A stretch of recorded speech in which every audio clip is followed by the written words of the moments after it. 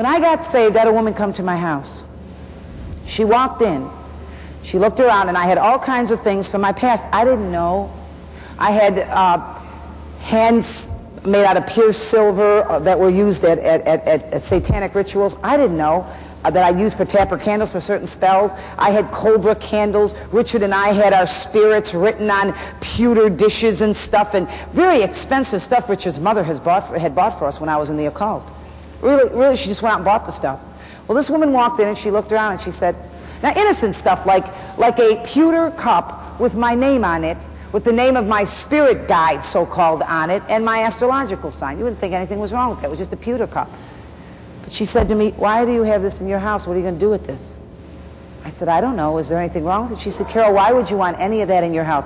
Garbage bag, man. I just garbage bagged it all. I'll bet you Richard and I threw out hundreds and hundreds and hundreds and hundreds and hundreds of dollars. Because I'm going to tell you something.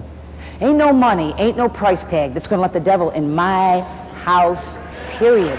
I don't care how long it's been in the family. Now, when I was involved in witchcraft, many times, just to solid this up, many times an object would either be spoken over, it would have a significant value. If you could get it from a certain place, always little objects, pictures and things that you think are totally innocent seem to be intriguing. So I would collect them. And many people who practice the arts like me would do the same. And many times we would use them to speak over them or to do something with them. Watch what you decorate with. If it's in there and it makes you feel the tiniest little bit of the heebie-jeebies, get it out. Get it out. You might say to yourself, oh, Carol, don't you think you're exaggerating? Let's hit the Bible. The Bible always has good facts. Joshua is going to war. God says, Joshua, you will always be successful. Wherever you go, you will win against the enemy. However, do not take certain things into the camp. When you go in and take a nation, there are certain things I do not want you to touch. Don't take it into my camp where my people are. So Joshua goes out to war with the armies of Israel, and they win, and they win, and they win, and they win. Well, there was a guy named Achan who didn't listen to the voice of God because he was greedy.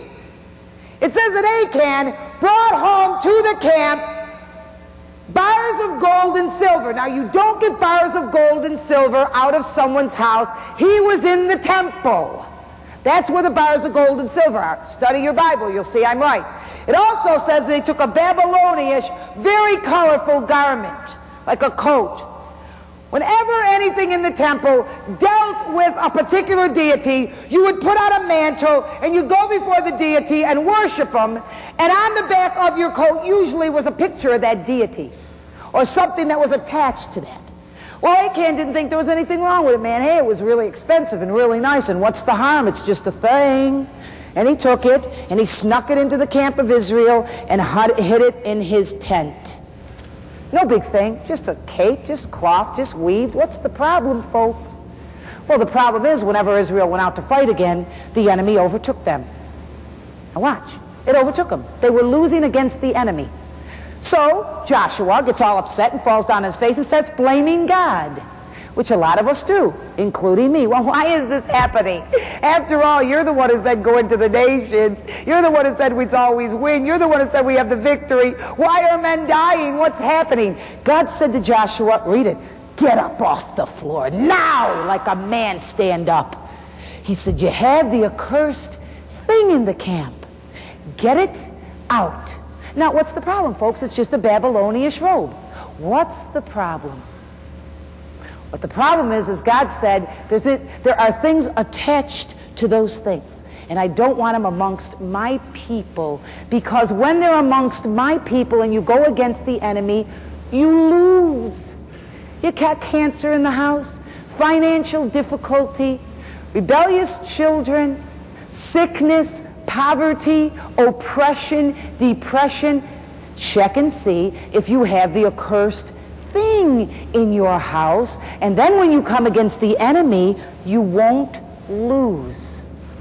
So you see, ladies and gentlemen, there is connections to these things, and I could go on and on.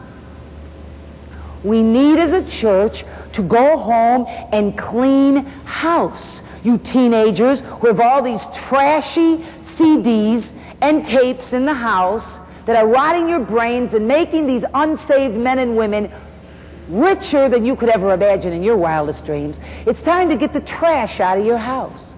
If they don't worship your God, who is their God? What does light have to do with darkness? Why are you being entertained by them? Of what good or what worth can they be to you, other than they love your money?